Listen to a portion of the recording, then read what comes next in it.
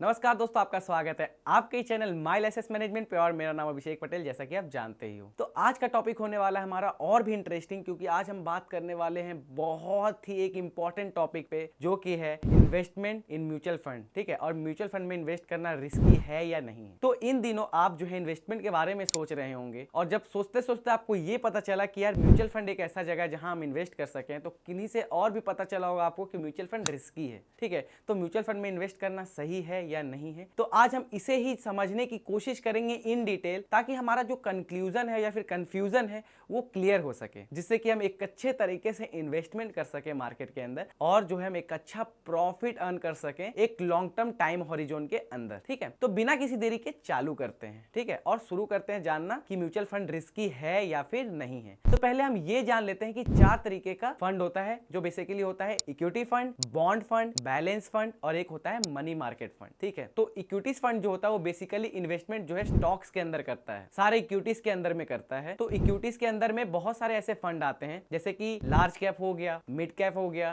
Small cap हो गया, या फिर लार्ज एंड मिड हो गया। तो इन सब तरीके की मल्टी कैप हो गया आपका। ठीक है, तो मल्टी कैप भी जो होता है वो कहाँ इन्वेस्टमेंट करता है, लार्ज कैप में करता है, मिड कैप में करता है, स्मॉल कैप में करता है। तो जो सारा इन्वेस्टमेंट जो है इक्विटीज के अंदर होता है या फिर स्टॉक्स के अंदर होता है, ये समझ लेते हैं हम। ठीक है, तो अब जो है लार्ज कैप, तो लार्ज कैप का इन्वेस्टमेंट जो है 80% जो है इक्विटीज में रहता है और बाकी 20% कहीं और रहता है। उसी तरीके से सिमिलर जो मिड कैप है और स्मॉल कैप है, उसमें दोनों में 65% मिनिमम होना ही होना चाहिए। मिनिमम नहीं, आप उसे समझ लो कि 65% करना ही करना है। ठीक है, एग्जैक्टली 65% के ऊपर जो है आप, और अगर आपको कहीं इन्वेस्ट करना है तो आप वहां इन्वेस्ट कर सकते हैं, या आप मैं नहीं डिसाइड करते हैं। ये एक सेबी की तरफ से गाइडलाइन है जो कि फंड मैनेजर फॉलो करते हैं ऑन बिहाफ ऑफ हमारे और आपके। ठीक है, ताकि फंड अच्छा परफॉर्म कर सके। ठीक है, अब हम आते हैं बॉन्ड के ऊपर। तो बॉन्ड फंड जो है वो बेसिकली किसी भी गवर्नमेंट बॉन्ड हो गया या फिर और भी किसी तरीके का फंड हो गया, तो जो मार्केट है वो बॉन्ड के ऊपर इन्वेस्ट करता है। अब इक्विटीज फंड जो होता है वो ज्यादा रिस्की रहता है as compare to bond fund. ठीक है, ये ध्यान रखिएगा। अब आते हैं बैलेंस फंड के ऊपर। तो बैलेंस फंड जो मिक्सचर रहता है इक्विटी फंड और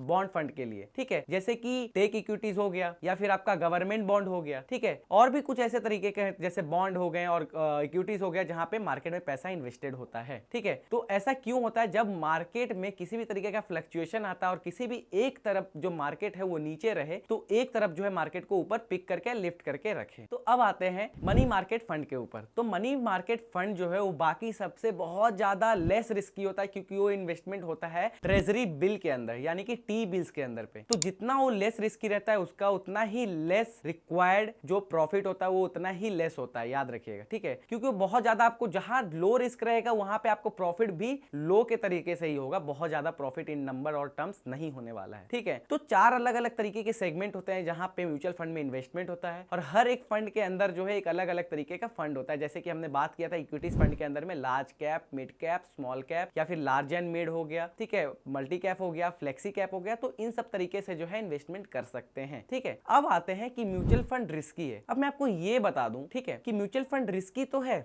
लेकिन आपको रिटर्न भी एक अच्छे तरीके से बना के देता है। इवन अगर मार्केट का क्रैश टाइम या फिर डाउन टाइम है ना, तो कितना भी अच्छा फंड आप एक्वायर कर लो, वो जो है नीचे जाएगा ही जाएगा। ये चीजें आपको ध्यान रखना है। ठीक है, तो अब आते हैं हम कि किस में इन्वेस्ट किया जाए और किस तरीके से इन्वेस्ट किया जाए। तो म्यूचुअल फंड में जब आप इन्वेस्ट करने के बारे में सोचते हैं, तब उस समय पे ही आप मेरा एक वीडियो जाके चेक करना इन्फ्लेशन के ऊपर, तब आपको ये समझ में आएगा कि म्यूचुअल फंड में इन्वेस्ट करने की वजह से आप किन सब तरीके से चीजों से लड़ सकते हैं। जैसे कि इन्फ्लेशन से आप लड़ सकते हैं लॉन्ग रन टाइम हॉरिजॉन के साथ। ठीक है, आप उसके साथ चल सकते हो साथ में, क्योंकि अगर आप चलो सेफ प्ले खेलते हो यार कि यार एफडी में इन्वेस्ट कर देते हैं, किसी बैंक में जाके आप 7% देख रहे हो, यार बहुत अच्छा रिटर्न है, चलो इन्वेस्ट कर देते हैं। तो 7% रिटर्न पे आपने इन्वेस्ट कर दिया। फिर क्या है कि आपका लॉन्ग टाइम के लिए, अगर 20 सालों के लिए अगर आप इन्वेस्टमेंट कर रहे हैं धीरे धीरे करके, या फिर एक बार, एफडी क्या है कि एक बार आपका अमाउंट जो इन्वेस्ट हो जाता है, लेकिन एसआईपी क्या है या फिर म्यूचुअल फंड के अंदर जैसे एसआईपी रहता है, तो उस पर आप क्या है सिस्टमैटिक इन्वेस्टमेंट प्लान, यानी कि मंथली वाइज या फिर डेली के तौर पे या फिर वीकली के तौर पे आप इन्वेस्टमेंट कर सकते हो। ठीक है, एक डिसिप्लिन अप्रोच बेसिकली समझ लो आप। ठीक है, तो उसमें क्या होता है कि आपका धीरे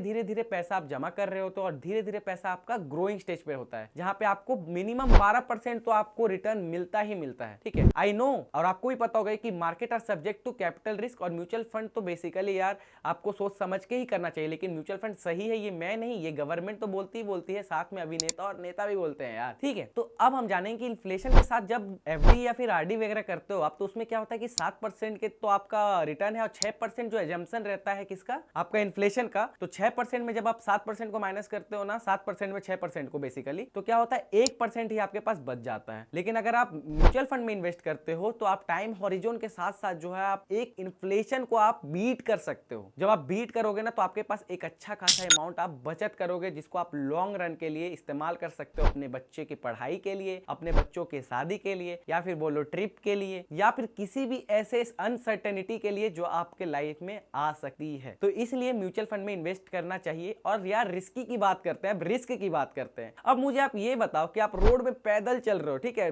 मतलब लिटरली आप वॉक कर रहे हो, बहुत साइड होके वॉक कर रहे हो, क्या आप 100% सिक्योर्ड हो? कभी भी कोई भी किसी तरफ से भी अनसर्टेनिटी, गाड़ी आ सकती है, कोई जानवर आ सकता है, किसी तरीके का अर्थक्वेक आ सकता है और आपको किसी ना किसी तरीके की हानि पहुंच सकती है। भगवान ना करे कभी ऐसा आपके साथ हो, लेकिन इस तरीके से चीजें हो सकती है। तो रिस्क तो यार आज पैदल चलने पे भी है, ठीक है, लेकिन मैं आपको क्या समझाने की कोशिश कर रहा हूं कि रिस्क आपको लेना ही चाहिए और डरना भी चाहिए, लेकिन एक अच्छा रिस्क मैनेजमेंट के साथ आप जो है एक लॉन्ग रन में, एक लॉन्ग टाइम हॉरिजॉन में आप एक अच्छा बेनिफिट अर्न कर सकते हो यार। इसलिए म्यूचुअल फंड में आप इन्वेस्ट करके एक अच्छा खासा प्रॉफिट जनरेट कर सकते हो। ये चीजें आप याद रखना, ठीक है। अब म्यूचुअल फंड में जब इक्विटीज के अंदर भी अगर आप आओगे, इक्विटीज के ऑप्शन पे भी आओगे, तो जो लार्ज कैप है, ठीक है, वो 100 टॉप लिस्टेड कंपनीज में इन्वेस्ट करती है, पता है। और म्यूचुअल फंड में अगर कोई बोलता है ना आपको कि पैसा डूब जाता है, तो मैं तो बोलता हूँ यार सही में पैसा डूब जाता है, ठीक है। आप एक काम करना, और लेकिन आपके और मेरे बदलने से नहीं होगा, ये भी आपको याद रखना होगा। कैसे, ये मैं आपको बताता हूँ। एक काम करते हैं, कल सुबह उठते हैं और पूरा मतलब 750 करोड़ धरती पे लोग हैं, हम लोग सब एक साथ, ना तो सुबह उठ के कोलगेट से ब्रश करेंगे, ना किसी ब्रश का इस्तेमाल करेंगे, ना किसी फैसिलिटीज की, ना कार, ना ट्रांसपोर्टेशन, ना खाने के लिए फूडिंग, वो जैसे आदि मानव के समय में नहीं रहते पत्ता पहन के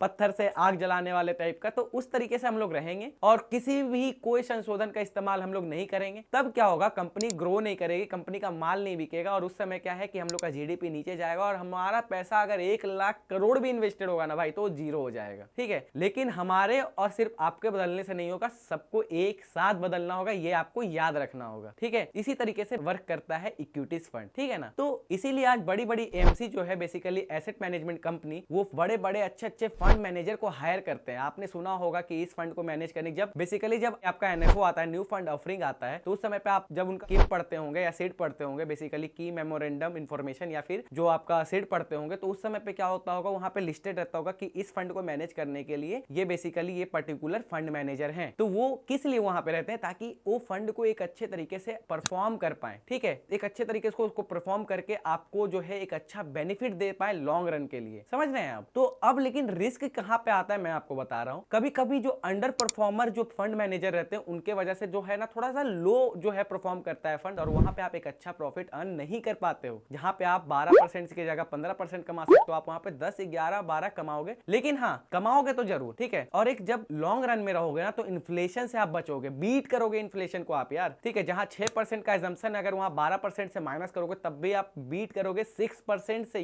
6% से। अगर टैक्स वैक्स काट के, इधर उधर की चीजें काट के भी आपके पास 5% मिनिमम तो बचना ही बचना है, ठीक है। आने वाले 20 साल में जब अगर आप 1000 या 2000 के तरीके से अगर इन्वेस्टमेंट कर रहे हो, तो 30 सालों के बाद जो उसका इन्वेस्टमेंट का वैल्यू होगा वो 2.5 करोड़ रुपए होगा। लेकिन आपको पता है इन्फ्लेशन की वजह से उसका परचेसिंग पावर मात्र 50 लाख रुपए बच जाएगा यार। तो आप जहां भी अगर आप लाइफ इंश्योरेंस कर रहे हैं, जहां आपको 30 लाख मिलने वाला है, 40 लाख मिलने वाला है, 50 लाख मिलने वाला है, उसका इन्फ्लेशन अगर आप करते भी होगा, अगर एडजस्टमेंट या कैलकुलेशन करते हो, तो उसका वैल्यूएशन क्या रह जाएगा, आपकी परचेसिंग पावर क्या रह जाएगी, आप कभी सोचे हैं? लाइफ इंश्योरेंस इज बेस्ट, मैं तो बोलता हूं आपको लेना चाहिए, लेकिन वो बेसिकली खुद वो बताता है कि मैं इंश्योरेंस हूं, मैं इंश्योरेंस हूं। अगर आपके मैच्योरिटी डेट तक अगर आपको कुछ भी किसी तरीके का सर्कमस्टांसेस क्रिएट होकर अगर आपको किसी तरीके का कोई अनसर्टेनिटी होता है, तो मैं आपके फैमिली को सर्टेन अमाउंट पे करूंगा। तो उन चीजों के लिए वो बेस्ट है। लेकिन अगर आप लॉन्ग रन की बात करोगे, इन्फ्लेशन को बीट करने की बात करोगे, तो म्यूचुअल फंड सही है। तो इस तरीके से जो है हम म्यूचुअल फंड को चूज कर सकते हैं और उसमें इन्वेस्ट कर सकते हैं। और ये चीजें जानना बहुत जरूरी है यार, क्योंकि इन्वेस्टमेंट करना बहुत बड़ी बात नहीं है, लेकिन इन्वेस्टमेंट को समझना बहुत बड़ी बात है, ठीक है। तो अगर वीडियो अच्छा लगा हो और ऐसा ही इन्फॉर्मेटिव वीडियो चाहिए हो, तो वीडियो को लाइक करें, हमारे वीडियो को शेयर करें, हमारे चैनल को सब्सक्राइब करें, और हाँ बेल आइकन दबाना ना भूलें। मिलते हैं अगली वीडियो में, तब तक के लिए बाय।